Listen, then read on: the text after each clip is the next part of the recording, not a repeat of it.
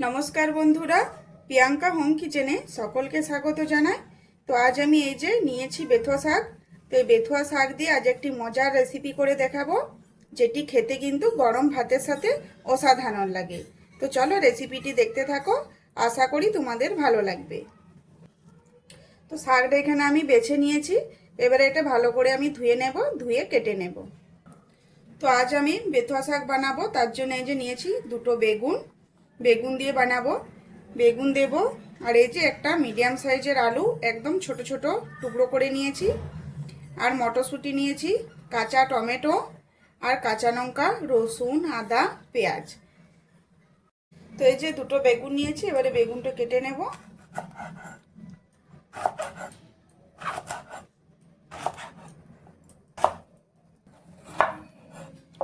তো বেগুনটা কিন্তু এখানে আমি একদম ছোট ছোট টুকরো করে কেটে নেব। যেভাবে আমি আলুটা একদম ছোট ছোট করে কেটেছি সেইভাবে বেগুনটাও কেটে নেব।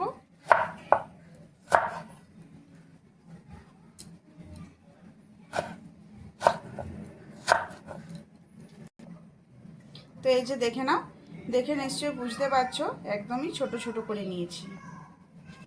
তো চলো এবারে দুটো বেগুনই আমি কেটে নিই।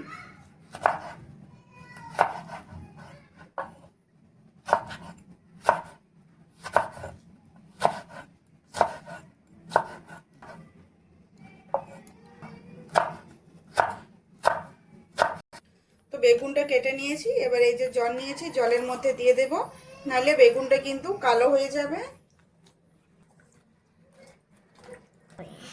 তো দুটো বেগুনই আমি কেটে নিয়েছি, এবার ভালো করে জল দিয়ে ধুয়ে নেব। তো এই যে বেথো শাকটা নিয়েছি, এবার এটাও কেটে নেব। তো এটা একটু ছোট ছোট করে কেটে নিতে হবে, একটু কুচি করে।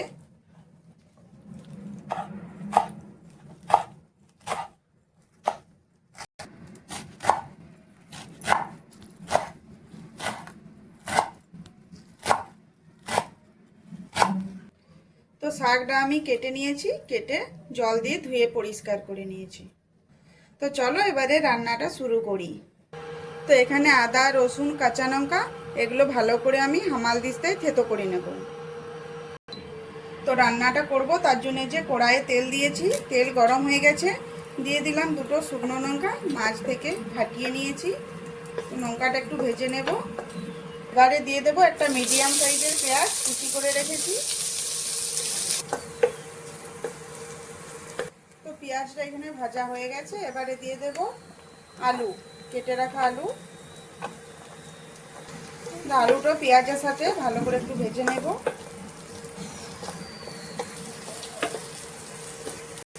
এবারে থেতো করে রাখা আদা, রসুন, কাঁচা লঙ্কা দিয়ে দেব। এবারে আদা রসুনটা একটু ভালো করে ভেজে নেব, যাতে এর কাঁচা গন্ধটা চলে যায়। তো এখানে আদা রসুন ভালো করে ভেজে নিয়েছি, এবারে দিয়ে দেব কেটে রাখা বেগুন।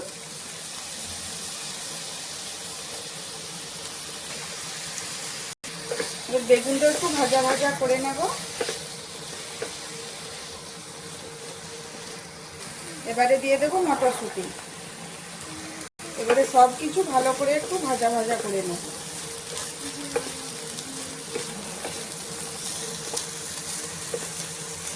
তো এখানে সব কিছু ভালো করে একটু ভেজে নেব। এখন কোনো নুন কিন্তু আমি দিইনি, নুন দিলে এটা জল ছেড়ে দেবে, সেজন্য এখন কোনো নুন ব্যবহার করব না। দিয়ে দেব স্বাদ অনুযায়ী নুন, হলুদ গুঁড়ো, অল্প লঙ্কার গুঁড়ো,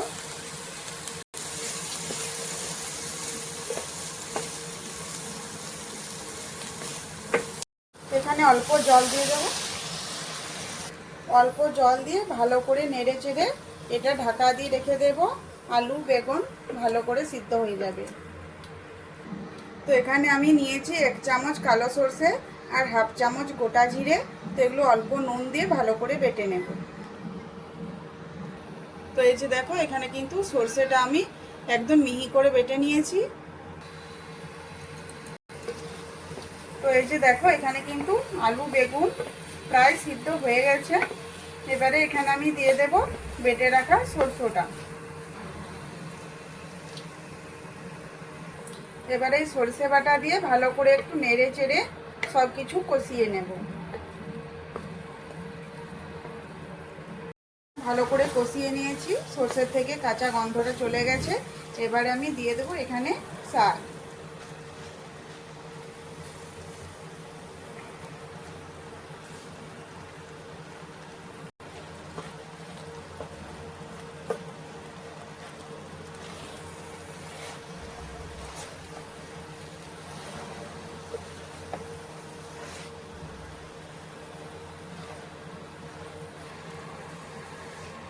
এবারে শাকটাকে ভালো করে ধীরে ধীরে নেড়ে চেড়ে মিশিয়ে নেব।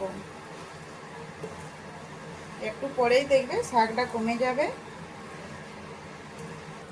তো এখানে আমি সব কিছু নেড়ে চেড়ে ভালো করে মিশিয়ে নিয়েছি। এবারে এটা কিছুক্ষণের জন্য ঢাকা দিয়ে রেখে দেব।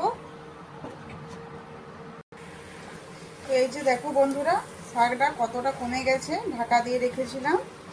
আর এই যে দেখো, শাক থেকে কিন্তু অনেক পরিমাণে জল বেরিয়েছে। তো এই জলটাতে কিন্তু শাকটা রান্না হয়ে যাবে। তো এবারে এগুলো ভালো করে একটু নেড়ে চেড়ে মিশিয়ে নেব। আর হ্যাঁ, এই সময় কিন্তু নুনটা একটু চেক করে নেবে। তো এখানে শাক, বেগুন, আলু সব কিছু কিন্তু ভালো করে সিদ্ধ হয়ে গেছে। এবারে এখানে আমি দিয়ে দেব কাঁচা টমেটো। তো টমেটোটা এভাবে আমি একটু লম্বা লম্বা করে কেটে নিয়েছি। তো এবারে ভালো করে সব কিছু নেড়ে চেড়ে মিশিয়ে নেব।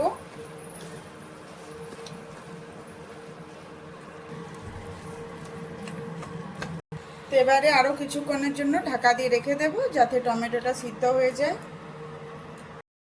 তো এই যে দেখো, এখানে কিন্তু টমেটোটা আমার সিদ্ধ হয়ে গেছে। আর এই যে একটু একটু রয়েছে, এটা কিন্তু যখন আমরা খাওয়ার সময় যদি একটু টমেটো মুখে পড়ে, খেতে ভালো লাগবে।